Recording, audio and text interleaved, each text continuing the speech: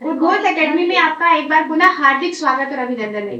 दोस्तों, UP TET की special batch उद्घोष एकेडमी आपको लेके आ चुका है। जैसा कि स्क्रीन पे आप साफ साफ देख रहे हैं, 16 से स्टार्ट कर देगा। सो प्लीज गाइस, 16 से यूपी टेट की लाइव क्लासेस आप ज्वाइन कर सकते हैं। बहुत ही मजेदार क्लास रहेगी। चलिए बात करते हैं अपने महत्वपूर्ण कंटेंट को लेके। बाकी सभी लोग आ चुके हैं भाई। आज की जो क्लास है वो लास्ट क्लास होगी सीडीपी की जी।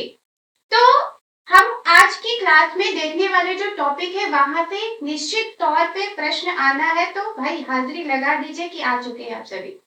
ठीक है, चैट को ऑन कर दीजिए मैम। हेलो,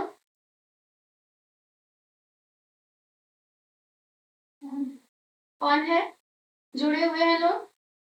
हाँ, ठीक है, ठीक है, बहुत बढ़िया जी। ठीक है, ठीक है, ठीक है। शबा जी आ चुकी है, टीका जी, नीलम जी, साहनी जी, ठीक है, मोहम्मद असीफ जी, बिल्कुल बिल्कुल। चलिए ठीक है, आज का जो महत्वपूर्ण सेशन है हमारा ना, वो लास्ट है। जैसा कि हम आपसे अभी थोड़ी देर पहले ही कह रहे थे। और वो जो हमारा महत्वपूर्ण सेशन होगा जी, शमा जी बहुत बढ़िया, नीलम जी बहुत बढ़िया जी, नमस्ते शानी जी। ठीक है, मापन, मूल्यांकन एवं आकलन। बात क्लियर है? आज जो हम पढ़ने वाले हैं वो हमारा जो टॉपिक, जो हमारा चैप्टर है वो मेजरमेंट है, इवेल्युएशन है और असेसमेंट है। ठीक है, अभी हमने कहा कि मेजरमेंट से या फिर इवेल्युएशन से या फिर असेसमेंट से एक प्रश्न आना निर्धारित है, आएगा एकदम एकदम ठीक। यानी कि एक प्रश्न पक्का करके जाएगा आपका ये चैप्टर। और सबसे लास्ट चैप्टर है, तो बने रहिएगा आखिरी तक, देखते हैं क्या क्या बातें हो सकती है। सबसे पहले अगर बात करें ना, तो यहाँ पे हम जो समझने वाले हैं वो मेजरमेंट को लेके समझेंगे। ठीक है, सबसे पहली बात ये कि मेजरमेंट यानी कि जिसको आप मापन कह रहे हैं ना, शिक्षण यानी कि पेडागोजी के अंतर्गत एक नकारात्मक शब्द है दोस्तों, याद रख देंगे एकदम। यानी कि अगर कहीं भी मानकीकृत शब्द दे रहा है, मानक शब्द दे रहा है, मापक शब्द दे रहा है, तो ये साफ साफ नकारात्मक होगा, जिसको आप नेगेटिव वर्ड में कह सकते हैं। जी अनीता जी, राम राम जी, ठीक है, ठीक है। चलिए बात करते हैं कि मापन क्या है, लेकिन साथ साथ हम ये भी आपसे स्पष्ट तरीके से कह रहे हैं कि पेडागोजी के अंतर्गत मापन नकारात्मक शब्द है, कभी भी इसका चयन नहीं करेंगे। ठीक, मापन के संदर्भ में भी बात किया जाए ना, मापन को इंग्लिश में हम क्या कहते हैं? मेजरमेंट कहते हैं। क्या कहते हैं दोस्तों? मेजरमेंट। ठीक है, मेजरमेंट संदर्भ में बात करना हो, मेजरमेंट को समझना हो, तो इसके हम ट्रिक को देख सकते हैं। और ट्रिक हमारा साफ साफ दिख रहा है कि मेजरमेंट इसका तो क्या होता है, तो क्वांटिटी होता है दोस्तों। क्या होता है? क्वांटिटी। क्वांटिटी का अभिप्राय क्या है, तात्पर्य क्या है, मतलब कितना, यही ना। कितना का मतलब क्या? 0 भी हो सकता है, 1 भी हो सकता है, 1000 भी हो सकता है, 1,00,000 भी हो सकता है, 1 करोड़ भी हो सकता है, चाहे जितनी भी वैल्यू ले लो आप। यानी कि मेजरमेंट इक्वल टू जब भी बात होगी तो केवल और केवल क्वांटिटी के फॉर्म में ही बात होगी। बात क्लियर रखिएगा। अब हमने कहा कि क्वांटिटी का अभिप्राय ये है कि कितना। कितना का मतलब कुछ भी हो सकता है। दैट मींस जो कितना है वो अंक को ही डिफाइन करेगा कि किसी और को नहीं, भाई अंक को। तो उसी अंक के संदर्भ में बात कर रहा है कौन सा टॉपिक हमारा? मेजरमेंट यानी कि मापन। बात करते हैं मापन एवं मूल्यांकन को लेके ना। ठीक, मापन और मूल्यांकन के संदर्भ में हमने कहा आपसे क्या, जो कि आवाज नहीं आ रही थी, फिर से बात को रिपीट कर रहे हैं कि मापन पेडागोजी के अंतर्गत नकारात्मक शब्द है। बात क्लियर है कि मापन भले ही हम आपको यहाँ पढ़ा रहे ना, लेकिन मापन जो है शिक्षण यानी कि पेडागोजी के प्रश्नों के अंतर्गत नकारात्मक शब्द है, नेगेटिव वर्ड है, इसका चयन आपको नहीं करना। कई बार मापन की जगह मानकीकृत शब्द देता है, कई बार मानकीकृत शब्द की जगह मानक शब्द देता है। तो ये सारे शब्द ना नेगेटिव वर्ड है भाई पेडागोजी के अंतर्गत। इन सारे शब्दों का आपको कतई कतई चयन नहीं करना है। लेकिन चैप्टर है, चूंकि पढ़ना है हमें, और चैप्टर पेडागोजी के अंतर्गत मापन, मूल्यांकन एवं आकलन नहीं बल्कि मूल्यांकन एवं आकलन है। लेकिन मूल्यांकन एवं आकलन को समझने के लिए ना हमें मापन पढ़ना जरूरी हो जाता है। तो जिसके आधार पर मापन के संदर्भ में थोड़ी ही बात करेंगे। बाकी हम यूपी टेट में जब मिलेंगे तो मापन को हमें बहुत डीपली पढ़ना है, तो वहां पे पढ़ा जाएगा। ठीक है ना। और मूल्यांकन एवं आकलन को तो हमें समझना ही समझना है। तो चलिए थोड़ी सी बात मापन के संदर्भ में करते, फिर अपने मेन पॉइंट पे आते। मापन यानी कि जिसको हम मेजरमेंट कह रहे हैं ना, साफ साफ दिख रहा होगा स्क्रीन पे कि मापन को इंग्लिश में हम क्या कहते हैं? मेजरमेंट कहते हैं। और मेजरमेंट का वहीं पे ट्रिक आपको दिख रहा होगा कि मेजरमेंट इक्वल टू क्या होता है? तो क्वांटिटी होता है। मेजरमेंट इक्वल टू क्या होता है दोस्तों, तो क्वांटिटी होता है, मतलब क्या, कितना। क्वांटिटी मतलब क्या, कितना, ये ना। अब कितने का मतलब क्या, 0 भी हो सकता है, 1 भी हो सकता है, 10 भी हो सकता है, 100 भी हो सकता है, 1000 भी हो सकता है, लाख भी हो सकता है, मतलब कुछ भी हो। वैल्यू हो, वैल्यू में किसमें, अंकों में वैल्यू हो भाई। इस तरीके की प्रक्रिया को हम क्या कहते हैं, मापन कहते हैं। यानी कि अगर इसे डिफाइन करना हो तो हम ये कह सकते हैं कि किसी वस्तु में निहित गुण एवं विशेषताओं को अंक प्रदान करना, संख्या प्रदान करना या फिर मात्रा प्रदान करने की जो प्रक्रिया है वो हमारी क्या कहलाएगी दोस्तों, तो मापन कहलाती है। बात क्लियर है यहाँ तक। रागनी जी, अनीता जी, नीलम जी, शर्मा जी और भी बहुत सारे लोग जुड़े हैं। बात क्लियर है, क्लियर है। तो जब भी अंक के बारे में बात करें, जब संख्या के बारे में बात करें, जब भी मात्रा के बारे में बात करें, तो वहां पे जो हमारा ऑप्शन होगा वो क्या हो जाएगा, मापन होगा। और अगर हमने कहा प्रारंभ में ही कि मापन पेडागोजी के अंतर्गत नकारात्मक शब्द है, तो निश्चित तौर पर इस बात की पुष्टि होती है। अगर बालक के संदर्भ में हम बात कर रहे हैं और ये कह रहे हैं कि बालक को अंक प्रदान कर दिया जाए, तो सही होगा कि गलत होगा, गलत होगा। अगर हम कह रहे हैं कि बालक को संख्या प्रदान कर दी जाए तो भी क्या हो जाएगा, गलत हो जाएगा।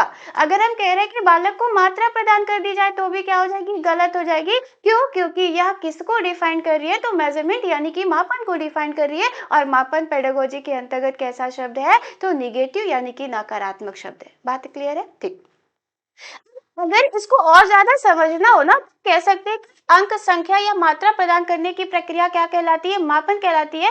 तो जो अंक है, जो संख्या है, या फिर जिस मात्रा के बारे में बात करें, या फिर जिस क्वांटिटी के बारे में बात कर रहे, वो गतिशील होगी कि स्थिर होगी, गतिशील होगी कि स्थिर होगी, जवाब दे दीजिए अनीता जी, शीतल जी, ज्योति जी, क्षमा जी, रागनी जी। ठीक है, अंक संख्या गतिशील है कि स्थिर प्रक्रिया है, अंक संख्या या फिर ये कह दे सीधे कि मापन ना गतिशील प्रक्रिया होगी कि स्थिर प्रक्रिया होगी, पूछा है आपके पेडागोजी के अंतर्गत। बात अलग है कि मापन से ना पूछ के मूल्यांकन से पूछा है। ठीक है, क्या होगी भाई, मापन की प्रक्रिया स्थिर होगी कि गतिशील होगी। ऑप्शन ए में स्थिर है, ऑप्शन बी में गतिशील है। ठीक है, स्थिर, बहुत बढ़िया जी, बहुत बढ़िया। मतलब वही बात समझना था कि अगर अंक, संख्या, मात्रा प्रदान करने की प्रक्रिया हमारी क्या कहलाती है, मापन कहलाती है, तो मापन एक कैसी प्रक्रिया हो जाएगी, उसकी प्रकृति कैसी हो जाएगी, तो जवाब आपका होगा कि उसकी प्रकृति कैसी हो जाएगी भाई, स्थिर प्रकृति हो जाएगी। बहुत बढ़िया जी, रागिनी जी, अनीता जी, ज्योति जी, क्षमा जी, अनीता जी एक बार पुनः आ गई है, नीलम जी, बहुत बढ़िया। अब स्थिर है, अंक, संख्या एवं मात्रा पर आधारित है, तो संकुचित होगी कि व्यापक होगी, जवाब होगा भाई संकुचित होगी। अगर संकुचित है तो मात्रात्मक एवं गुणात्मक होगी कि केवल मात्रात्मक होगी, तो जवाब होगा मात्रात्मक होगी। मतलब ये कि मापन संकुचित एवं कैसी प्रक्रिया हो जाएगी, मात्रात्मक प्रक्रिया हो जाएगी, हमसे पूछा है। ये बात सबसे पहले हुई थी, अगर देखा जाए तो, कोरिलेट करे तो, कहाँ पे, तो अभिवृद्धि और विकास में। अभिवृद्धि का संबंध जब हम देख रहे थे, अभिवृद्धि को जब हम डिफाइन कर रहे थे ना, तो हमने देखा गया था कि अभिवृद्धि एक मात्रात्मक प्रक्रिया है। अभिवृद्धि एक कैसी प्रक्रिया है, मात्रात्मक प्रक्रिया है। और वहीं पे मापन भी एक कैसी प्रक्रिया हो जाएगी, मात्रात्मक प्रक्रिया हो जाएगी। बात क्लियर है, बात क्लियर है। अगर थोड़ा सा भी ट्रिक के आधार पे बात करें तो आप कह सकते हैं कि अभिवृद्धि और मापन में इक्वलिटी है, अभिवृद्धि एवं मापन में समानता है, समता है, तो मतलब देखा जा सकता है। बात क्लियर है, बात क्लियर है। पेडागोजी के अंतर्गत साफ साफ कह रहे हैं कि मापन नकारात्मक शब्द है दोस्तों।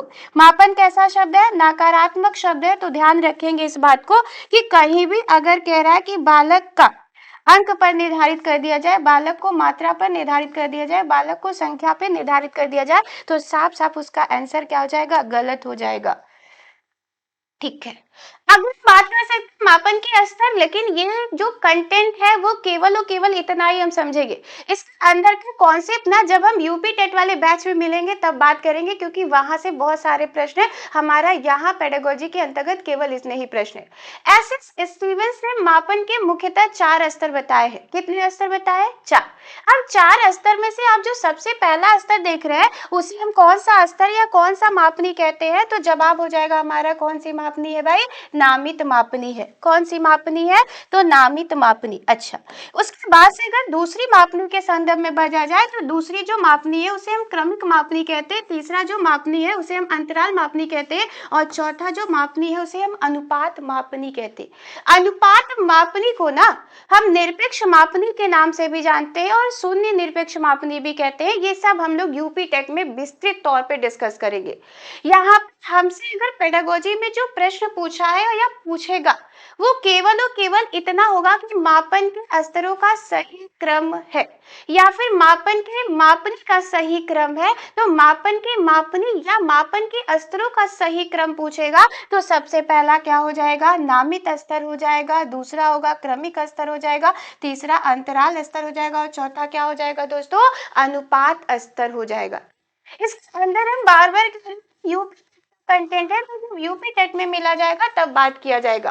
तो अगर हम सिर्फ फ्लो चार्ट के अंतर्गत ये कह दे कि सबसे निम्न कोटि की मापनी कौन सी है, सबसे निम्न कोट का स्तर कौन सा है, तो सबसे निम्न कोट की मापनी या सबसे निम्न कोट का जो स्तर हो जाएगा वो क्या हो जाएगा? हमारा नामित स्तर हो जाएगा। अगर हमसे सबसे उच्च कोट की मापनी या सबसे उच्च कोट का स्तर पूछ दे तो जो हमारा मेन मुद्दा है ना, जो हमें समझना है सीट एग्जामिनेशन के लिए, वो हमारा इवेल्युएशन है यानी कि मूल्यांकन टॉपिक है। ठीक है, मूल्यांकन संदर्भ में अगर बात करें इसको इंग्लिश में हम इवेल्युएशन कहते हैं और इवेल्युएशन इक्वल टू यहाँ ट्रिक देख रहा होगा आपको कि क्वालिटी होता है। इवेल्युएशन इक्वल टू क्या ट्रिक बनाया गया है? तो क्वालिटी बनाया गया है। अब क्वालिटी का मतलब क्या? क्वालिटी का मतलब क्या भाई? कि अच्छा है, बुरा है, कैसा है, यही ना। तो इसको हम क्या कह देंगे भाई? मूल्यांकन यानी कि इवेल्युएशन कह देंगे। यानी कि मूल्यांकन को यदि डिफाइन करना हो तो हम कह सकते हैं कि किसी वस्तु में निहित गुणों एवं विशेषताओं को मूल्य यानी कि वैल्यू प्रदान करना, ये प्रक्रिया जो होगी वो हमारा क्या कहलाएगा? मूल्यांकन कहलाएगा। सपोज सेट आप लोगों ने सीटेट का एग्जाम दिया, ठीक, सीटेट एग्जाम में किसी ने 90 स्कोर किया, कितना? तो 150 में से, ठीक है। उसी में किसी ने स्कोर किया भाई कितना? 90, किसमें से? 150 में से, ठीक है। अब अगर इसको आप कहे कि इसका इवेल्युएशन करिए, ठीक है, इवेल्युएशन करेंगे तो इसको हम कह देंगे कि गुड है, यही ना, गुड। अगर इसको इवेल्युएट करना हो तो इसको हम क्या कह सकते हैं कि वेरी गुड है, यही ना, ठीक है, यही बात ना, ठीक। यानी कि जो हम गुड या फिर वेरी गुड का कॉन्सेप्ट लेके आ रहे हैं वो हमारा क्या कहलाएगा? मापन की मूल्यांकन। क्या हो जाएगा? हमारा मापन की मूल्यांकन हो जाएगा। जवाब दे दीजिए भाई। यानी कि अच्छा और बहुत अच्छा जो हम कह रहे हैं वो मापन के अंतर्गत जाएगा कि मूल्यांकन के अंतर्गत जाएगा? जवाब दीजिए। मापन के अंतर्गत जाएगा कि मूल्यांकन के अंतर्गत जाएगा? बात क्लियर है कि अच्छा बहुत अच्छा अगर किसी वस्तु को हम कह रहे हैं, किसी व्यक्ति को कह रहे हैं, जी ज्योति जी कह रही है मापन के अंतर्गत जाएगा, जी नहीं ज्योति जी ध्यान से सुनिए, मूल्यांकन के अंतर्गत। क्षमा जी कह रही है, अनीता जी कह रही है मूल्यांकन के अंतर्गत जाएगा। हमने कहा, हमने जो कहा है वो अच्छा और बहुत अच्छा। नीतू जी भी मूल्यांकन को लेके जा रही है, मतलब गुण एवं विशेषता को हम डिफाइन कर रहे हैं ना। और जब हम गुण एवं विशेषता को डिफाइन करते हैं तो वो मापन नहीं बल्कि क्या कहलाता है? मूल्यांकन कहलाता है। बहुत बढ़िया जी, खुशबू जी, नीतू जी, रागनी जी ये सब कह रहे हैं कि मूल्यांकन होगा। क्यों ज्योति जी, क्या दिक्कत हुई थी भाई? क्या दिक्कत हो गई थी? मापन नहीं होगा ज्योति जी। मापन का मतलब क्या है? मापन का मतलब क्या है कि अंक प्रदान करना। अगर हम आपसे ये कह दें कि 90 और 99 यानी कि 99 किसी ने प्राप्त किया है ना, तो 90 और 99 क्या हो जाएगा हमारा? 90 और 99 हमारा क्या हो जाएगा भाई? जवाब दे दीजिए। 90 और 99 हमारा क्या हो जाएगा? मापन होगा कि मूल्यांकन होगा? 90 और 99 हमारा क्या हो जाएगा? मापन होगा कि मूल्यांकन होगा? जवाब दे दीजिए। बहुत बढ़िया जी ज्योति जी, अब बात क्लियर है लगभग। बहुत बहुत बढ़िया, ठीक है। रागनी जी भी ने कहा कि मापन हो जाएगा। ज्योति जी भी कह रही है कि अगर आप 90 और 99 कह रही हैं तो वो क्या हो जाएगा भाई? मापन हो जाएगा। बहुत बढ़िया शीतल जी, बहुत बढ़िया, ठीक है। यानी जब किसी भी वस्तु को ना गुण एवं विशेष प्रदान करते हैं और मूल्य यानी कि गुण विशेषताओं को मूल्य प्रदान करने की प्रक्रिया का प्रयोग करते हैं तो वो हमारा क्या कहलाता है भाई? मूल्यांकन कहलाता है। अब गुण एवं विशेषता प्रदान करने की प्रक्रिया यदि मूल्यांकन कहला रही है तो ये निरंतर चलने वाली प्रक्रिया होगी कि नहीं? होगी ना। और अगर निरंतर चलने वाली प्रक्रिया है तो संकुचित होगी कि व्यापक होगी? तो जवाब होगा भाई व्यापक होगी। यानी कि जहां पे मापन जो है एक संकुचित प्रक्रिया है वहीं पे मूल्यांकन क्या हो जाएगा आपका? एक व्यापक प्रक्रिया हो जाएगा। और पेडागोजी के अंतर्गत कई बार हमने आपसे कहा है शिक्षण के प्रश्न पत्रों के अंतर्गत हमें संकुचित वाले ऑप्शन का चयन नहीं करना। कि करना है? बिल्कुल नहीं करना। यानी कि हमें जिस ऑप्शन का चयन करना है वो ब्रॉड लेवल का हो, व्यापक हो। तो इस आधार पे भी बात करें तो मापन एक संकुचित प्रक्रिया है और मूल्यांकन क्या है? एक व्यापक प्रक्रिया है। तो अगर कहीं ऑप्शन में दे रहा है कि बालक का मापन किया जाए और उसी ऑप्शन में दे रहा है कि बालक का मूल्यांकन किया जाए तो राइट आंसर क्या हो जाएगा हमारा? कि बालक का क्या किया जाए भाई? मूल्यांकन किया जाए। क्यों? क्योंकि मूल्यांकन एक व्यापक प्रक्रिया है या फिर ये कह दे कि निरंतर चलने वाली क्या है भाई? प्रक्रिया। आइए सारे आधार पर अगर बात करें ना तो ये बात स्पष्ट है कि मूल्यांकन को हम गुणात्मक रूप में देखते हैं, यही ना। अगर डायरेक्टली बात करना हो तो हम कह सकते हैं कि मापन एक मात्रात्मक प्रक्रिया है और मूल्यांकन एक गुणात्मक प्रक्रिया है। लेकिन गुणों की व्याख्या तभी कर पाते हैं दोस्तों जब हमने उसका मापन किया हो। जैसे अभी मैंने कहा कि हमने गुण किसी को कहा यानी कि गुण एवं विशेषता को डिफाइन किया तो उस गुण एवं विशेषता का आधार क्या था भाई? ये अंक ही तो था यानी कि 90। किसी को हमने वेरी गुड कहा यानी कि उसके गुण एवं विशेषताओं को डिफाइन किया तो उसका आधार क्या था? ये अंक ही था जिसको आप 99 कह रहे। तो दैट मीन्स ये कि मापन जो है जहां पे मात्रात्मक प्रक्रिया है वहीं पे मूल्यांकन कैसी प्रक्रिया हो जाएगी? तो मात्रात्मक एवं गुणात्मक प्रक्रिया हो जाएगी। ये बात विकास यानी कि डेवलपमेंट वाले कॉन्सेप्ट में भी था, टॉपिक में भी था।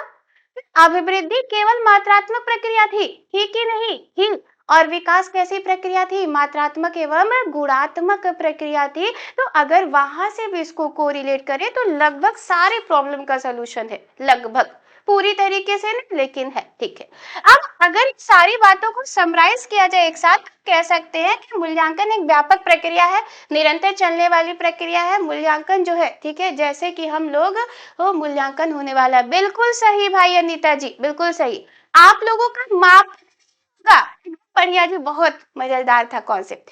आप लोगों का माप नहीं होगा बल्कि आप लोगों का क्या होगा भाई? मूल्यांकन होगा।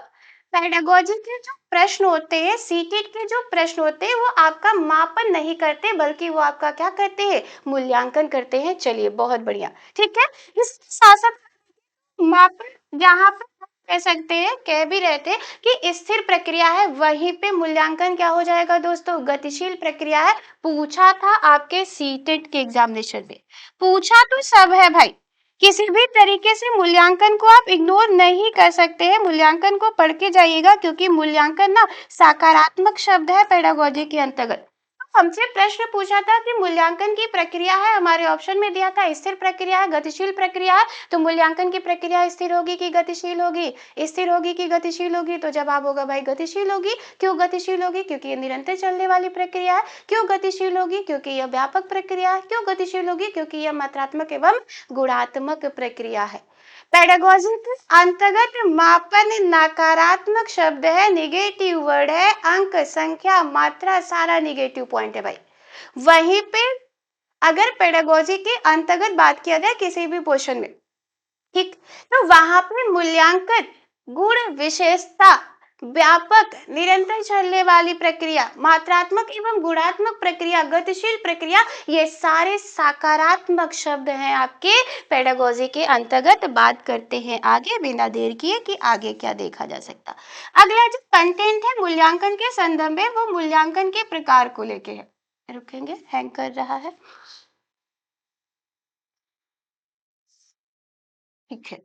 मूल्यांकन प्रकार, मूल्यांकन प्रकार के अंतर्गत हमें बहुत अच्छे से इस पॉइंट को समझना है क्योंकि बहुत सारे प्रश्न हैं यहाँ से और बार बार पूछ रहा है तो हमें समझना है। मूल्यांकन के मुख्यतः ना 4 प्रकार है लेकिन यहाँ पे आपको 3 प्रकार दिख रहा। समझते हैं क्या है चार।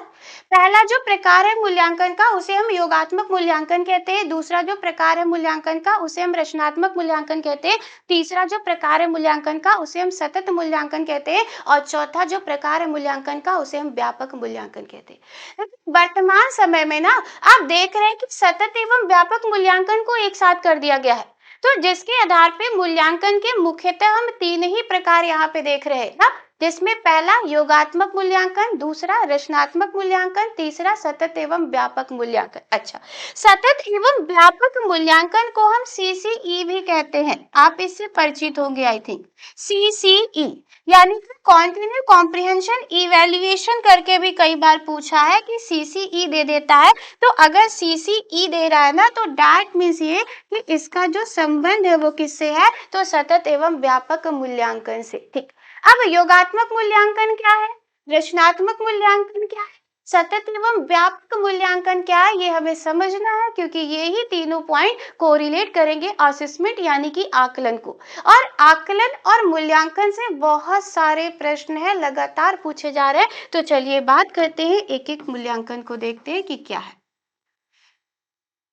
ठीक, सबसे पहले जो हम बात करेंगे वो योगात्मक मूल्यांकन है। योगात्मक मूल्यांकन को हम बहुत सारे नामों से जानते हैं, जैसे इसे हम संकल्पनात्मक मूल्यांकन भी कहते हैं, अंतिम मूल्यांकन भी कहते हैं, जैसा कि स्क्रीन पे आप सभी को साफ साफ दिखाई दे रहा है। योगात्मक मूल्यांकन को हम क्या क्या कहते हैं दोस्तों, तो अगर कहीं ऑप्शन में दिया है संकल्पनात्मक मूल्यांकन तो योगात्मक मूल्यांकन के बारे में बात हो रही है, या फिर अंतिम मूल्यांकन कह रहा है तो भी किसके बारे में बात हो रही है भाई, योगात्मक मूल्यांकन। अब योगात्मक मूल्यांकन है क्या, किसी भी कार्य के अंत में ना जब एक बार केवल मूल्यांकन कर दिया जाए, केवल और केवल एक बार, और उस कार्य के क्या है सबसे लास्ट में अंत में, तो इस तरीके के मूल्यांकन को हम क्या कहते हैं, योगात्मक मूल्यांकन कहते हैं। जैसे पूरे बालक को और पढ़ाने के बाद उस बालक का केवल और केवल एक बार हमने परीक्षा ले लिया, इस तरीके का जो बालक का मूल्यांकन होता है उसे हम क्या कहते हैं भाई, योगात्मक मूल्यांकन कहते हैं। अब जरा सोचिए, पूरे सत्र बालक पढ़ा लिखा, बहुत अच्छा है पढ़ने में, बहुत समझदार है, लेकिन जिस समय एग्जाम हुआ, जिस समय हमने उसकी परीक्षा ली, यदि उसकी तबीयत खराब हो गई तो उस पर इफेक्ट पड़ा कि नहीं पड़ा, पड़ा। और वही इफेक्ट के कारण हो सकता है वो फेल हो जाए, या फिर हो सकता है उसके जो मार्क्स है वो कम हो जाए, तो इस प्रकार से उसका मूल्यांकन क्या उचित हो पाएगा, जवाब होगा नहीं। तो जिसके आधार पर योगात्मक मूल्यांकन को ना हम सबसे निम्न कोटि का मूल्यांकन कहते हैं। हमसे प्रश्न पूछता है, हमारे ऑप्शन में देता है कि बालक का योगात्मक मूल्यांकन किया जाए, तो योगात्मक मूल्यांकन जो कि सबसे निम्न कोटि का मूल्यांकन है तो नकारात्मक शब्द है, इसका आप कतई चयन मत करना, एकदम नहीं। अगर कह रहा है कि पूरे साल भर पढ़ाया जाए, एक बार बालक का मूल्यांकन किया जाए, तो इस तरीके के मूल्यांकन को आप कतई कतई कतई किसी भी तरीके से बल देने की बात मत करना, क्योंकि ये वाला मूल्यांकन आपका नकारात्मक है, गलत हो जाएगा, निर्धारित है, निश्चित है। ठीक है, दूसरे मूल्यांकन को जिसको हम रचनात्मक मूल्यांकन कहते हैं, इसी को हम संरचनात्मक मूल्यांकन भी कहते हैं, इसी को हम निर्माणात्मक मूल्यांकन के नाम से भी जानते हैं। ठीक, ये मूल्यांकन काफी प्रभावशाली है और इसका आप चयन करोगे। ठीक, अगर कोई कह रहा है कि बालक का रचनात्मक मूल्यांकन किया जाए, पॉजिटिव वर्ड है। अगर कोई कह रहा है कि बालक का संरचनात्मक मूल्यांकन, मतलब पॉजिटिव है क्योंकि बात है कि, अगर कोई कह रहा है बालक का निर्माणात्मक मूल्यांकन किया जाए, तो भैया बात एक ही है, क्लियर है, कोई दिक्कत नहीं है, रचनात्मक मूल्यांकन पॉजिटिव वर्ड है, आप इसका चयन करोगे, योगात्मक मूल्यांकन का कतई कभी भी चयन मत करना। ठीक है, अब क्या है रचनात्मक मूल्यांकन, तो दो कॉन्सेप्ट है, ज्यादातर अध्यापक एक ही कॉन्सेप्ट बताते हैं, लेकिन प्रश्न में पेडागोजी के फंसाने का कार्य करता है, दो कॉन्सेप्ट पर आधारित पेडागोजी का प्रश्न है, तो हम दोनों कॉन्सेप्ट से आपको परिचित करा रहे हैं। पहला ये, इस कार्य के प्रारंभ में हम मूल्यांकन करते हैं बालक का, तो एक कॉन्सेप्ट ये। अब जब किसी भी कार्य के प्रारंभ में बालक का मूल्यांकन करते हैं, तो भाई उसमें जो कमियां हैं, जो दोष है, उसे दूर करने का क्या करेंगे भाई, प्रयास करेंगे। ठीक, दूसरा ये, किसी भी कार्य के बीच बीच में जब हम मूल्यांकन करते हैं, अब किसी भी कार्य के यदि बीच बीच में हम मूल्यांकन करें, तो भी बालक की कमियों दोष को क्या करेंगे, दूर करने का क्या करेंगे भाई, प्रयास करेंगे। तो इन दो प्रकार के मूल्यांकन को हम क्या कहते हैं दोस्तों, तो रचनात्मक मूल्यांकन कहते हैं। जैसे कि यहाँ पे साफ साफ लिखा है कि शिक्षण कार्य के पहले क्या लिखा है? शिक्षण कार्य के पहले या शिक्षण कार्य के बीच बीच में ना किया गया मूल्यांकन क्या हमारा कहलाता है? तो रचनात्मक मूल्यांकन कहलाता है। पूछा है, पॉजिटिव वर्ड है, पूछेगा, निर्धारित है। ठीक है, बात करते हैं सतत एवं व्यापक मूल्यांकन की। कोई दिक्कत ही नहीं, अपने नाम से अपने आप को डिफाइन करा है कि लगातार मूल्यांकन किया जाए। और व्यापक मूल्यांकन का मतलब क्या? शैक्षिक मूल्यांकन भी हो बालक का और सशैक्षिक मूल्यांकन भी हो। तो इस तरीके के मूल्यांकन को हम क्या कहते हैं दोस्तों? सतत एवं व्यापक मूल्यांकन। यहाँ पे डेफिनेशन के तौर पे देखिए, साफ साफ लिखा है कि निश्चित अंतराल पर ना शैक्षिक एवं सशैक्षिक क्रियाओं का किया गया मूल्यांकन क्या कहलाता है? हमारा सतत एवं व्यापक मूल्यांकन कहलाता है। ये तीनों समझ लीजिए, क्योंकि आना है, निर्धारित है, पूछेगा। योगात्मक मूल्यांकन कतई नहीं लगाएंगे, रचनात्मक मूल्यांकन लगाएंगे, सतत एवं व्यापक मूल्यांकन का भी आप चयन कर सकते हैं, कोई दिक्कत नहीं है। ठीक है, आगे बात की, ये बहुत अच्छे से आपको समझना था। तो आगे हम बात करेंगे असेसमेंट यानी कि आकलन को लेके। ठीक, बात क्लियर है? किसको लेके बात करेंगे? आकलन को। यहां तक बात क्लियर है? अनीता जी, शीतल जी, नीतू जी, रागनी जी, ज्योति जी, निधि जी, बात यहाँ तक क्लियर है? यहाँ तक क्लियर है सारी बातें? कोई दिक्कत हो तो बता दीजिए भाई। किसी भी तरीके का कोई प्रश्न, कोई समस्या? बहुत बढ़िया जी, अनीता जी, ज्योति जी कह रही है हाँ, बाकी मान लेते हैं कि सबने हाँ कह दिया है भाई। ठीक है, क्षमा जी, बहुत बढ़िया। ठीक है, आकलन असेसमेंट के संदर्भ में बात किया जाए ना, बिल्कुल रागनी जी, बिल्कुल बिल्कुल। नीलम जी भी कह रही है बहुत बढ़िया जी, बहुत बढ़िया, बहुत बढ़िया जी। शीतल जी, बहुत बढ़िया। ठीक है, असेसमेंट जी, सरोज जी, बहुत बढ़िया। ठीक है, असेसमेंट के संदर्भ में बात किया जाए तो साफ साफ दिख रहा है कि लगभग ये मूल्यांकन के कॉन्सेप्ट पर ही आधारित है, मतलब कोई डिफरेंट नहीं है बहुत ज्यादा। असेसमेंट के संदर्भ में कहा गया कि आकलन सीखने सिखाने की प्रक्रिया में छात्रों की प्रगति, कौशल, ज्ञान को जांचने, समझने, उसमें सुधार करने की एक सतत प्रक्रिया है। मतलब जहां पे मूल्यांकन एक सतत प्रक्रिया थी, वहीं पे आकलन भी कैसी प्रक्रिया हो जाएगी भाई? सतत प्रक्रिया हो जाएगी। ठीक, अब हम आकलन और मूल्यांकन पूछता है, कॉन्सेप्ट दोनों का एक ही है, उद्देश्य दोनों का एक ही है। बात क्लियर रखिएगा कि शैक्षिक उद्देश्यों को प्राप्त करने पर बल देता है भाई मूल्यांकन भी और आकलन भी। बालक के 360 डिग्री डेवलपमेंट के कॉन्सेप्ट पर बल देता है कौन? मूल्यांकन भी और आकलन भी। बालक के सर्वांगीण विकास पर बल देता है कौन भाई? मूल्यांकन भी और आकलन भी। आकलन के प्रकार के अंतर्गत इसकी बात किया जाए तो यहाँ पे बातों को समझिए, क्योंकि प्रश्न यहीं से है। आपसे आकलन के प्रकार में क्या कहता है कि अधिगम का आकलन अगर प्रैक्टिस सेट सॉल्व कर रहे हो तो मिला होगा। अधिगम के लिए आकलन, अधिगम में आकलन और अधिगम के रूप में आकलन मिला है, ये मिला है चारों। मजेदार बात यह है कि प्रश्न एक से होगा, ऑप्शन चारों आपको दिखेंगे एक ही प्रश्न के अंतर्गत। अधिगम का आकलन, अधिगम के लिए आकलन, अधिगम में आकलन और अधिगम के रूप में आकलन निर्धारित है दोस्तों, आना है, आएगा। सीडीपी के अलावा भी ये हिंदी, संस्कृत, अंग्रेजी, मतलब किसी न किसी पोर्शन में आपको मिल जाना है, एकदम निर्धारित है। ठीक, आकलन के प्रकार को हम यहाँ पे मुख्यतः 4 रूप में देख रहे हैं। इन चारों को कोरिलेट करेंगे मूल्यांकन के प्रकार से भाई, ध्यान से सुनिएगा।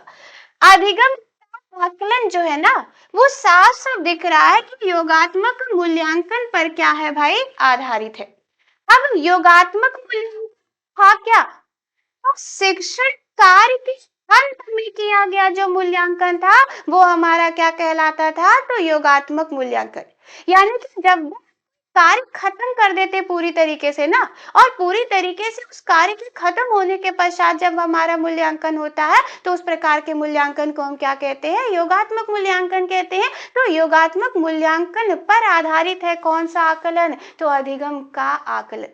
यानी कि इसके अंतर्गत जो शिक्षण कार्य है उसके अंत में आकलन किया जाएगा, और जब शिक्षण कार्य के अंत में जो आकलन होगा वो क्या कहलाएगा हमारा? तो अधिगम का आकलन कहलाएगा। बात क्लियर? दूसरा प्रश्न, अधिगम के लिए आकलन समझना है। अधिगम के आकलन हमने कहा कि रचनात्मक मूल्यांकन पर क्या है दोस्तों? आधारित है। अधिगम के लिए जो आकलन है ना, वो रचनात्मक मूल्यांकन पर क्या है? आधारित है। अब रचनात्मक मूल्यांकन क्या था? तो 2 पॉइंट था रचनात्मक मूल्यांकन में। पहला ये था कि शिक्षण कार्य के पहले मूल्यांकन कर दिया जाए और दूसरा ये था कि शिक्षण कार्य के बीच-बीच में मूल्यांकन कर दिया जाए। तो इस प्रकार के मूल्यांकन को हम क्या कहते थे? रचनात्मक मूल्यांकन कहते थे। अब हमने कहा कि अधिगम के लिए जो आकलन है वो किस मूल्यांकन पर आधारित है? तो रचनात्मक मूल्यांकन पर आधारित है। दैट मीन्स ये कि यदि शिक्षण कार्य के पहले आकलन किया जाए या फिर शिक्षण कार्य के बीच-बीच में आकलन किया जाएगा तो वो कैसा आकलन कहलाएगा? तो अधिगम के लिए आकलन कहलाएगा। बात क्लियर है? ठीक। दूसरा यानी कि जो तीसरा हमें समझना है वो अधिगम में आकलन। ठीक है, इसका संबंध मूल्यांकन से नहीं है इन दोनों का, अधिगम में और अधिगम के रूप में। तो यहाँ पर आप डिफिनीशन लिखिए साफ साफ। अधिगम में आकलन क्या कहा गया कि बालक का स्वयं के द्वारा किया गया जो आकलन होगा वो क्या कहलाएगा? अधिगम में आकलन कहलाएगा। यानी कि बालक अपने कार्यों का, अपने उद्देश्यों का स्वयं क्या करेगा? असेसमेंट करेगा। स्वयं क्या करेगा भाई? आकलन करेगा। तो इस प्रकार के आकलन को हम क्या कह देंगे? अधिगम में आकलन कहते हैं। और दूसरा जो हमें समझना है वो अधिगम के रूप में आकलन। तो इसमें कहा गया कि बालक तो अपना स्वयं आकलन करेगा ही करेगा, साथ ही साथ उसका जो पीयर ग्रुप है यानी कि उसका जो साथी समूह है वो भी उसका क्या करेगा भाई? आकलन करेगा। तो इस तरीके के आकलन को हम क्या कह देंगे? अधिगम के रूप में आकलन कह देंगे। एकदम रट लीजिएगा, समझ लीजिएगा, क्योंकि आना है। विगत वर्षों से लगातार ये प्रश्न पूछ रहा है। बात क्लियर है कि अधिगम का आकलन क्या है, अधिगम के लिए आकलन क्या है, अधिगम में आकलन क्या है और अधिगम के रूप में आकलन क्या है। यहाँ तक बात क्लियर है भाई? निधि जी, सरोज जी, शीतल जी, नीतल जी और नीलम जी, ठीक है, रागनी जी, क्षमा जी, अनीता जी, ज्योति जी, बातें क्लियर है? यहाँ तक क्लियर है? कोई दिक्कत किसी भी प्रकार के अंतर्गत भाई? क्योंकि प्रश्न है यहाँ से। बहुत बढ़िया जी, ज्योति जी ठीक है, रागनी जी ठीक है, अनीता जी भी कह रही है, क्षमा जी, राग शालिनी जी ठीक है, नीलम जी भी कह रही है। कोई दिक्कत नहीं ना होगी अगर ये पूछा तो? कोई दिक्कत नहीं, ठीक है, बहुत बढ़िया निधि जी, बहुत बढ़िया, ठीक। ठीक है, इसके साथ साथ देखा जाए ना तो इसके साथ साथ हम ये कुछ और चीजें देख सकते हैं। इसको छोड़ दीजिए, मत देखिए, पहले ही दिखा दिया है। हाँ, ये देख सकते हैं। भाई जो हमने चैप्टर पढ़ रखा है उसके कुछ प्रश्न है जो कि हमारे पेडागोजी के अंतर्गत पूछे हैं। तो चलिए जल्दी से जवाब दीजिए। प्रश्न तैयार है स्क्रीन पे, बताइए भाई पहले का क्या आंसर होगा। तैयार हो जाइए जी महन जी, बिल्कुल ठीक है। कह रहा है रचनात्मक आकलन दिया हुआ है, कह रहा है सत्र के अंत में किया जाता है। दूसरा कह रहा है केवल मानकीकृत परीक्षणों के माध्यम से द्वारा किया जाता है। तीसरा कह रहा है समूची शिक्षण अधिगम प्रक्रिया के दौरान किया जाता है। रागिनी जी आगे, ज्योति जी, क्षमा जी, बहुत बढ़िया जी, मन एकदम प्रसन्न हो गया। आगे पढ़ने की जरूरत नहीं है, सवाल का जवाब है आपके पास, मतलब वहां पे भी आप जवाब दे दोगे। बहुत बढ़िया सरोज जी, नीतू जी, अनीता जी थी, शालिनी जी, रागनी जी, ज्योति जी, क्षमा जी, यहाँ पे ऑप्शन 3 हमारा क्या है? राइट है। चलिए आगे बढ़ते हैं। आगे है दूसरा क्वेश्चन भाई, कह रहा है कि अधिगम के लिए मूल्यांकन किस प्रकार का होना चाहिए? एक्टिव हो जाइए, जवाब दे दीजिए। ठीक है, अधिगम के लिए मूल्यांकन किस प्रकार का होना चाहिए? ठीक है, आवाज भी गई, बहुत बढ़िया जी। अभी आ रही है ज्योति जी? आवाज आ रही है? आ गई, ठीक है जी। चलिए क्वेश्चन एक का जवाब दे दीजिए, क्वेश्चन पढ़ लीजिए। कह रहा है कि अधिगम के लिए मूल्यांकन किस प्रकार का होना चाहिए? ठीक है अनीता जी, बहुत बढ़िया जी, ठीक है। कह रहा है संदर्भित, मानकीकृत, ठीक है, क्षमा जी, बहुत बढ़िया। कह रहा है मानक, मानदंड संदर्भित, और कह रहा है अध्यापक अभिमुखी। क्या होना चाहिए? बहुत बढ़िया जी, महन जी, धन्यवाद जी। ठीक है, अधिगम के लिए मूल्यांकन किस प्रकार का होना चाहिए? संदर्भित होगा, मानकीकृत होगा, मानदंड संदर्भित होगा, अध्यापक अभिमुखी होगा। ऑप्शन ए के साथ जा रही है जी के, नीतू जी, ज्योति जी, रागिनी जी, ठीक है, ठीक है, ठीक है, और कोई खुशबू जी, ठीक है, बहुत बढ़िया जी। अनीता जी भी ऑप्शन ए के साथ जा रही है, ठीक है। नीलम जी, बहुत सही जी। अधिगम के लिए पूछा है तो मतलब संदर्भित होगा, यानी कि बीच बीच में किया गया मूल्यांकन क्या कहलाता है? अधिगम के लिए मूल्यांकन या अधिगम के लिए आकलन कहलाता है। हमारा यहाँ पे जो आंसर होगा वो फर्स्ट हो जाएगा। चलिए आगे बढ़ते हैं, अगले क्वेश्चन को देखते हैं।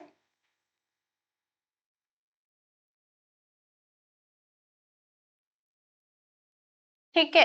क्वेश्चन नंबर तीसरा आ गया जी शालिनी जी, बिल्कुल सही था भाई। क्वेश्चन नंबर तीसरा देखिए क्या कह रहा है कि शिक्षकों को डैश पाठचर्या और डैश मूल्यांकन का उपयोग करना चाहिए था, पूछा था सीटेट के एग्जामिनेशन में, इसी बार पूछा हुआ था भाई। ऑप्शन में दिया है खंडित, मानकीकृत दिया है, गैर संदर्भित, योगात्मक दिया, लचीला, रचनात्मक। बहुत बढ़िया जी, नीतू जी आ गई है, ज्योति जी, खुशबू जी, ठीक है। लचीला रचनात्मक के साथ जा रहे हैं ऑप्शन 3 के साथ, रागनी जी भी ऑप्शन सी के साथ जा रही है, बहुत बढ़िया जी। और कोई किसी को दिक्कत है जी? अनीता जी, जी शालिनी जी, बिल्कुल बिल्कुल, मतलब ऑप्शन का जवाब है, प्रश्न का जवाब है, यानी कि यहाँ पे जो प्रश्न का आंसर हो जाएगा वो ऑप्शन 3 हो जाएगा। हाँ ठीक है, आगे बढ़ते हैं, अगले क्वेश्चन को देखते हैं। अगला क्वेश्चन क्या कह रहा है, आ जाइए। ये भी प्रश्न आपका पूछा हुआ है इसी बार वाले एग्जामिनेशन में। क्वेश्चन नंबर 4 देखिए, कथन दिया है, कह रहा है कि बच्चों के सीखने और तरीके के मूल्यांकन के लिए विविध तरीकों व प्रणालियों का प्रयोग करना चाहिए। सही है कि गलत है? तो जवाब होगा भाई सही है। दूसरा क्या दे रहा है, तरकार, विभिन्न क्षेत्रों में बच्चों के विकास की ना समग्र जानकारी देने के लिए मूल्यांकन का एक तरीका काफी नहीं है। ठीक है भाई, अब बता दो कौन सा इसमें से। ज्योति जी कह रही है ऑप्शन 1 सही है, ठीक है ठीक है। नीतू जी ऑप्शन 1 के साथ, रागनी जी ऑप्शन 1 के साथ जा रही है, ठीक है। छम्मा जी, सरोज जी, ठीक है ठीक है ठीक है ठीक है, बहुत बढ़िया जी। हमें लगा कि मूल्यांकन शब्द आएगा तो आप कहीं ना कहीं कंफ्यूज हो जाओगे, लेकिन ऐसा बिल्कुल भी नहीं, आपके पास जवाब तैयार है, बिल्कुल सही है भाई। यानी कि यहाँ पे ऑप्शन ए क्या हो जाएगा, सही हो जाएगा। चलिए अगले क्वेश्चन की तरफ मूव ऑन करते हैं, देखते हैं अगला क्वेश्चन। 5 नंबर क्वेश्चन आ गया, पढ़ लीजिए। कह रहा है कि ठीक है वही है कि दूसरा कुछ है, ठीक है दूसरा है, ठीक है ठीक है ठीक है, पढ़ सकते हैं। कह रहा है कि शिक्षकों को बच्चों के मूल्यांकन के लिए मानकीकृत पाठ्यक्रम और प्रक्रियाओं का पालन करना चाहिए। अभिकथन ए दिया है। तर्क आर दे रहा है क्या, कि समावेशी शिक्षा का उद्देश्य मतभेदों को खारिज कर सभी को समान बनाने की दिशा में काम करना है। यहाँ पे कौन सा ऑप्शन सही हो जाएगा जी, बता दीजिए। पहला दिया है ए और आर दोनों सही है, ए आर की सही व्याख्या करता है। दूसरा दिया ए और आर दोनों सही है लेकिन ए आर की सही व्याख्या नहीं करता है। तीसरा दिया ए सही है लेकिन आर गलत है। चौथा दिया ए और आर दोनों गलत है। जी बिल्कुल बता दीजिए भाई, ये बताइए अभिकथन ए सही है कि गलत है? शिक्षकों को बच्चों के मूल्यांकन के लिए मानकीकृत पाठ्यक्रम और प्रक्रियाओं का पालन करना चाहिए। अभिकथन ए सही है या फिर गलत है, जवाब ये दे दीजिए पहले। ठीक है, ऑप्शन 4 के साथ गई हैं रागनी जी, ठीक है बहुत बढ़िया जी। नीतू जी कह रही है गलत है, ठीक है। ऑप्शन बी के साथ जा रही है अनीता जी, ठीक है। अब तर्क आर दिया, समावेशी शिक्षा का उद्देश्य मतभेदों को खारिज कर सभी को समान बनाने की दिशा में काम करना है। भाई ठीक है, बहुत बढ़िया जी, बहुत बढ़िया जी। सरोज जी, शालिनी जी, ज्योति जी ना, क्षमा जी, ये सब लोग ऑप्शन 4 के साथ जा रहे हैं, यानी कि ए और आर दोनों क्या है, गलत है। समावेशी शिक्षा कभी भी ये नहीं कहती है कि सभी को समान बना दिया जाए, नहीं भाई। वो कहती है सभी को समान अधिकार प्रदान कर दिया जाए, ना कि बनाने के बारे में बात करती है। यानी कि हमारा यहाँ पे 5वें नंबर का जो आंसर हो जाएगा वो ऑप्शन 4 हो जाएगा। पूछा है ये भी पेडागोजी के अंतर्गत आपका प्रश्न। चलिए आगे बढ़ते, देखते हैं अगला प्रश्न क्या है। 6वां नंबर क्वेश्चन देख लीजिए भाई, 6वां नंबर क्वेश्चन देख लीजिए। जी नीतू जी, 4th ऑप्शन सही था, बिल्कुल सही है भाई, ठीक है। 6वां नंबर क्वेश्चन क्या करे, बहुत ही, खुशबू जी भी 4th ऑप्शन ही सही था, ठीक है। ये किसका है भाई, 6 नंबर का 4th है कि किसका, 5th का 4th है। महन जी भी कह रहे 4th है, ठीक है। ये वाला है कि 5th नंबर वाला है भाई, ये वाला तो नहीं होगा, आई थिंक 5th वाले की बात कर रहे थे आप। चलिए 6 नंबर क्वेश्चन पढ़िए, देखिए क्या कह रहा है, ठीक है। ज्योति जी आ गई ऑप्शन 2 के साथ, चलिए क्या कह देखते हैं। सीखने के लिए मूल्यांकन का एक महत्वपूर्ण पहलू क्या है, ठीक है। सीखने के लिए मूल्यांकन का एक महत्वपूर्ण पहलू क्या है, कह रहा है कि मूल्यांकन की किसी एक ही रणनीति से बच्चे की प्रगति व अधिगम की संपूर्ण जानकारी का पता सकता है, ठीक है। कह रहा है ये सीखने में होने वाले बदलाव का अवलोकन करता है, ठीक है। ये बच्चों की व्यक्तिगत व विशेष जरूरतों को नहीं पहचानता है। और चौथा कह रहा है शिक्षकों के मानसिक मंद बुद्धि वाले बच्चों को पहचानने में मदद करता है। बता दीजिए, ऑप्शन 2 के साथ जा रहे हैं, बहुत बढ़िया जी। ऑप्शन 2 के साथ नीलम जी, ज्योति जी, नीतू जी, ठीक है। क्षमा जी, खुशबू जी, ठीक है। रागनी जी, सब ऑप्शन 2 के साथ जा रहे हैं। ये चारों ऑप्शन में जो सबसे ज्यादा प्रभावशाली ऑप्शन लग रहा है ना, वो ऑप्शन 2 ही है। यानी कि यहाँ पे जो राइट ऑप्शन होगा वो हमारा 2 ही होगा, यानी कि 2 इज अ राइट आंसर हो जाएगा। रुक जाओगे भाई,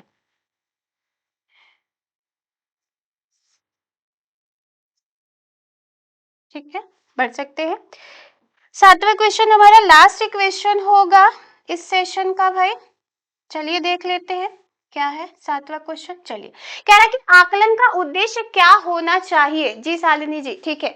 आकलन का उद्देश्य क्या होना चाहिए? पहला दे रखा है सीखने में वृद्धि, दूसरा दे रखा है बच्चों का वर्गीकरण और नामीकरण, ठीक है। तीसरा दे रहा है बच्चों में प्रतिस्पर्धा को बढ़ाना और चौथा दे रहा है बच्चों में भय और तनाव पैदा करना। ऑप्शन 1 के साथ जा रहे हैं बहुत सारे लोग। नीतू जी गई हैं, ज्योति जी गई हैं, सरोज जी गए, रागनी जी, नीलम जी, शालिनी जी, अनीता जी, खुशबू जी, ठीक है, सब ऑप्शन 1 के साथ जा रहे हैं। शीतल जी भी ऑप्शन 1 के साथ जा रही है। तो यहाँ पे 1 ऑप्शन ही हमारा बिल्कुल सही ऑप्शन है भाई।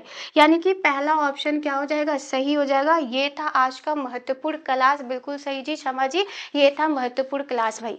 आज जो लास्ट टॉपिक था हमारा जी महन जी, यहाँ पे ऑप्शन 1 ही होगा। लास्ट टॉपिक हमारा था और लास्ट टॉपिक हमारा क्या था? तो मेजरमेंट था, इवेल्युएशन था और साथ ही साथ हमने असेसमेंट को देखा है। भाई कोई प्रश्न किसी तरीके की कोई कम्युनिकेशन हो तो बताइए आप। बाकी सिलेबस की तरफ एक बार हम मूव ऑन कर सकते हैं, देख सकते हैं कि हमारा सिलेबस क्या था, हमें पढ़ना क्या क्या था।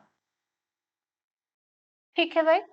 सीटेट का जो सिलेबस था वो आपके सामने है, जो कि फर्स्ट क्लास में ही हमने आपको बताया था कि हमें सीटेट के पॉइंट ऑफ व्यू से क्या क्या पढ़ना है। तो चलिए एक बार देखते हैं कि हमने पूरा सिलेबस फिनिश किया है कि नहीं। ठीक है, चलिए सबसे पहला जो चैप्टर हमने पढ़ रखा था वो अभिवृद्धि एवं विकास था। कोई दिक्कत नहीं था, बहुत सारे क्वेश्चंस भी कराए थे, बहुत सारा कॉन्सेप्ट था, मतलब ये चैप्टर हमारा क्लियर है। दूसरा बाल विकास की अवस्था हमने पढ़ी, तीसरा आनुवंशिकता और पर्यावरण पढ़ा था। ठीक है, चौथा हमने बाल विकास का सिद्धांत, पांचवा अधिगम वाइगोस्की का सामाजिक सांस्कृतिक अंतःक्रिया का सिद्धांत पढ़ के जाइएगा बहुत अच्छे से। सातवां हमने पियाजे का संज्ञानात्मक विकास का सिद्धांत पढ़ के जाएंगे आप सभी। आठवां हमारा लॉरेंस कोहलबर्ग का नैतिक विकास का सिद्धांत पढ़ के जाइएगा। बुद्धि में हार्वर्ड गार्डनर महोदय को पढ़ के जाइएगा। भाषा और विचार भी आप पढ़ के जाएंगे, वाइगोस्की ने भी दिया है आपका भाषा और विचार, वहीं पे चॉम्स्की ने भी दिया है। लिंग वाला चैप्टर आप पढ़ के जाएंगे। बाल केंद्रित शिक्षा एवं प्रगतिशील शिक्षा का क्वेश्चन कराया था।